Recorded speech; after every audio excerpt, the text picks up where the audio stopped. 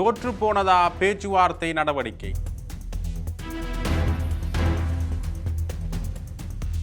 Donald ட்ரம்புக்கு தொடர்ந்து கொடுக்கப்படும் அழுத்தங்கள்.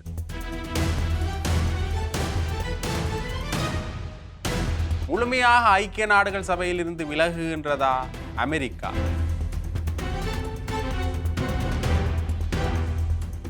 தொடர்ந்து பேசலாம். இது ஆயுதம். இதன் ஒரு சொல் கொல்லும், ஒரு சொல் வெல்லும்.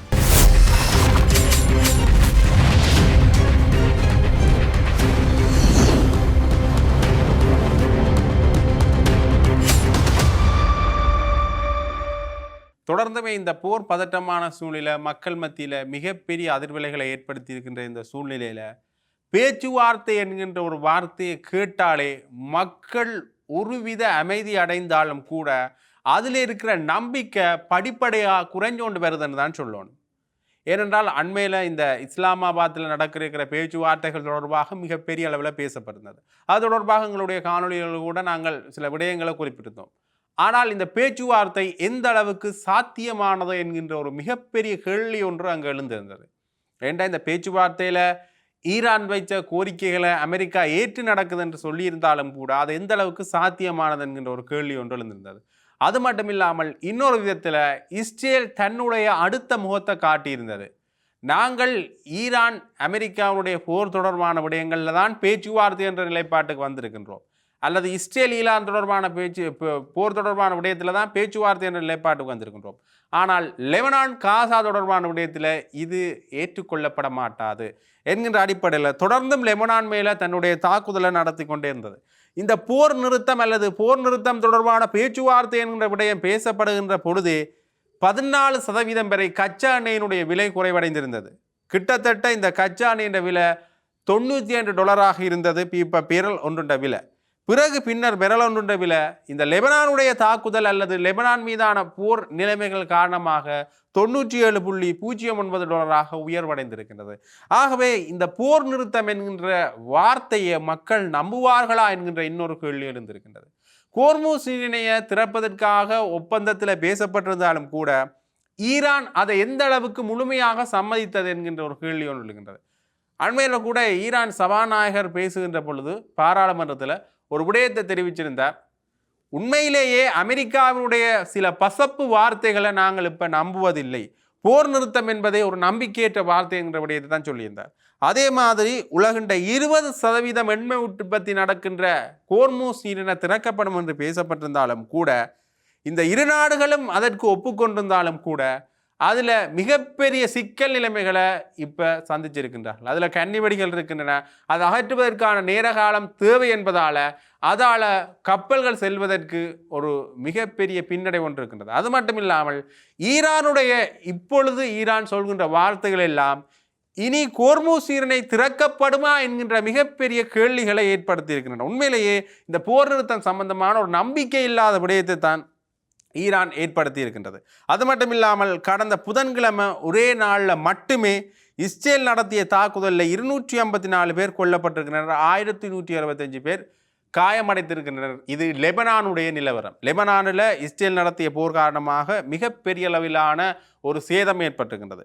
ஈரானுடனான ஒப்பந்தத்தில் லெபனான் சேர்க்கப்படவில்லை என்று சொன்னதில் இருந்து தொடர் தாக்குதல்கள் லெபனான் மேலே நடத்தப்பட்டு கொண்டு தான் இருக்கின்றன. லெபனானில் தேசிய துக்க தினம் அறிவிக்கப்பட்டதோட மிகப்பெரிய அளவிலான இரத்த தட்டுப்பாடு அங்கே ஏற்பட்டிருக்கின்றது. அதால் மருத்துவ ரீதியாகவும் மிகப்பெரிய அளவில் அங்கே பிரச்சனைகள் ஏற்பட்டு கொண்டிருக்கின்றன. இது லெபனானுடைய நிலவரம். ஆகவே போர் நிறுத்தம் என்பது வெறுமனே எங்களுக்கானது மட்டுமல்ல, எங்களுடைய நட்பு நாடுகள் மேலேயும் நீங்கள் ஆக்கிரமிப்புகளை நிறுத்தணும், போர் நிறுத்தம் சம்பந்தமான விடயங்களை பேசணும் என்று ஈரான் தன்னுடைய முன்னைய நிபந்தனைகளிலேயே கூறியிருந்தது.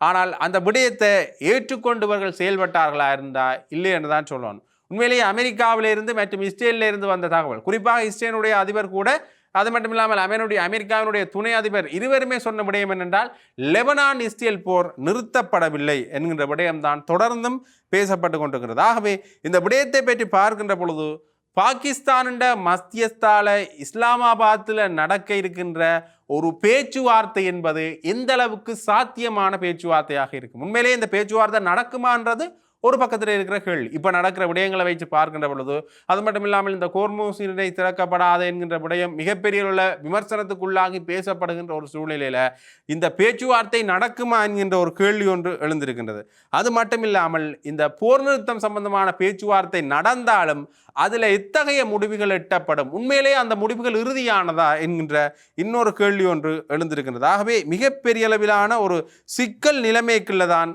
இந்த நாடுகள் சிக்கியிருக்கின்றன. குறிப்பாக இன்னொரு முக்கியமான விடயம் என்று பார்த்தீங்கன்னா, என்னதான் இராணுவ இலக்குகளை நாங்கள் அடைந்து விட்டோம் என்று அமெரிக்கா தொடர்ந்து கூறியிருந்தாலும் கூட பொருளாதார ரீதியான அழுத்தங்களுக்கு அமெரிக்கா தொடர்ந்தும் உள்ளாகி வருவது ஒரு மறுக்க முடியாத விடயமாகவே இருக்கின்றது.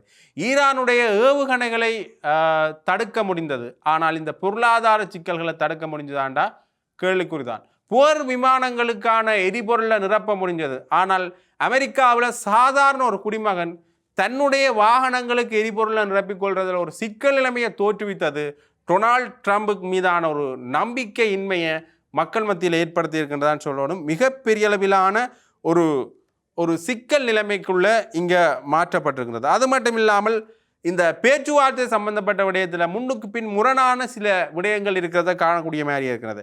அமெரிக்கா சொல்லியிருக்கின்றது ஈரான் தனது அணுசக்தி கையிருப்புகளை ஒப்படைக்க ஒப்புக்கொண்டிருக்கின்றது என்று. ஆனால் ஈரான் இந்த விடயத்தில் என்ன சொல்லியிருக்கின்றது என்றால், போர் நிறுத்த ஒப்பந்தத்தின்படி தாங்கள் தொடர்ந்தும் யுரேனியம் செறிவூட்ட முடியும் என்று இந்த ஒப்பந்தம் கூறுகின்றது என்று ஈரான் தன்னுடைய நிலைப்பாட்டிலிருந்து கூறுகின்றது. ஆகவே இந்த ஒப்பந்தம் உண்மையிலேயே இரு நாடுகளுக்கும் இடையிலான போர் நிறுத்த சாத்தியப்பாடுகளை வலியுறுத்துகின்றதா அல்லது ஒரு முரண்பாடுகளை மீண்டும் தோற்றுவிக்கின்ற வகையில் தான் அமைந்திருக்கின்றதா என்கின்ற மிகப்பெரிய கேள்வி ஒன்று இப்போ எழுந்திருக்கின்றது. அது மட்டும் இல்லாமல் இன்னொரு முக்கியமான விடயத்தை நாங்கள் இதில் பார்க்கணும் என்று பார்த்தீங்கன்னா, நேட்டோ அமைப்பில் இருந்து முற்றாக டொனால்ட் ட்ரம்ப் அவர்கள் விலகப் போகின்றார்களா என்கின்ற ஒரு கேள்வி ஒன்று எழுந்திருக்கின்றது. அண்மையில் பொதுச் செயலாளர், நேட்டோ அமைப்பின் பொதுச் செயலாளர் மார்க் ரூட்டோக்கும் அதிபர் டொனால்ட் ட்ரம்ப் அவர்களுக்கும் நடந்த பேச்சுவார்த்தை அல்லது நடந்த ஒரு கலந்துரையாடலில் சில முக்கியமான விடயங்கள் எட்டப்பட்டிருக்கின்றது. டொனால்ட் ட்ரம்ப் தொடர்ந்தும் குற்றச்சாட்டுகள் அதில் முன்வைச்சதை காணக்கூடிய மாதிரி இருக்கின்றது.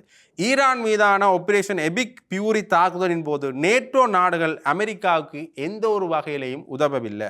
உண்மையிலேயே அவர்கள் இந்த நேரத்தில் சோதிக்கப்பட்டிருந்தார்கள், அமெரிக்காவில் சோதிக்கப்பட்டிருந்தார்கள். ஆனால் அதில் அவர்கள் தோல்வியடைந்து விட்டார்கள் என்கின்ற ஒரு விடயத்தை டொனால்ட் ட்ரம்ப் அவர்கள் தெரிவித்திருக்கின்றார். நேட்டோ அமைப்பு என்பது ஒரு காகித புலி என்று மட்டும்தான் டொனால்ட் ட்ரம்ப் அவர்கள் தன்னுடைய வார்த்தைகளையும் தன்னுடைய பேச்சுக்களையும் தொடர்ந்து பேசுகிறத காணக்கூடிய மாதிரியே இருக்கின்றது. அது மட்டும் இல்லாமல் இந்த கோர்மூஸ் நீரிணை சம்பந்தமான விடயத்தில் ஐரோப்பிய நாடுகளினுடைய உதவியை நாடியிருந்தார். ஆனால் ஐரோப்பிய நாடுகள் இது எங்களுக்குரிய போர் அல்ல என்று அதனை மறுத்திருந்ததை காணக்கூடிய மாதிரியே இருக்கின்றது. அது மட்டும் இல்லாமல் இந்த லெபனானுடனான போர் சம்பந்தமாக பிரான்ஸ் கூட அண்மையில் சொல்லியிருக்கிறது, உண்மையிலேயே இந்த போர் நிறுத்தத்தில் லெபனானும் உள்ளடக்கப்பட்டிருக்க வேண்டும்.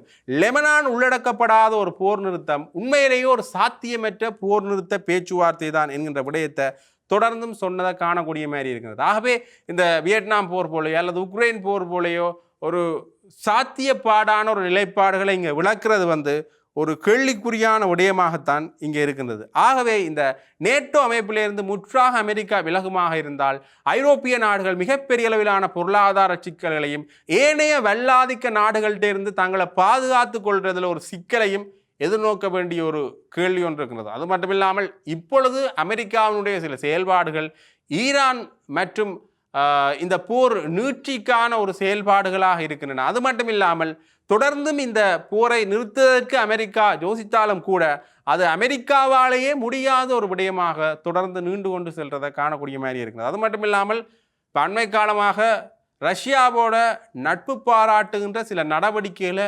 மேற்கொண்டதையும் காணக்கூடிய மாதிரியே இருக்கின்றது. ஏனென்றால் சில விடயங்களில் ரஷ்யா கூட ஒரு இலகிய போக்க அமெரிக்காவோட காண்பித்ததையும் அமெரிக்காவும் அதற்கு பதிலான சில விடயங்களை காண்பித்ததும் காணக்கூடிய மாதிரி இருக்கிறது. ஆகவே இது ஐரோப்பிய நாடுகளுக்கு மிகப்பெரிய ஒரு அச்சுறுத்தலாக மாறுவதற்கான வாய்ப்புகளும் இருக்கின்றது. ஆகவே ஒரு மிகப்பெரிய ஒரு சிக்கல் நிலைமைக்குள்ள இந்த உலகத்தில் ஏற்பட்ட போர் மக்களை கொண்டு சென்றிருக்கிறது. உண்மையிலேயே இந்த போர் ஒரு பேச்சுவார்த்தை மூலமாக நிறுத்தப்படுகின்ற ஒரு விடயமாக இருந்தால் அதற்கு எந்த அளவுக்கு ஈரான் அமெரிக்கா சம்மதிக்க போன்றது.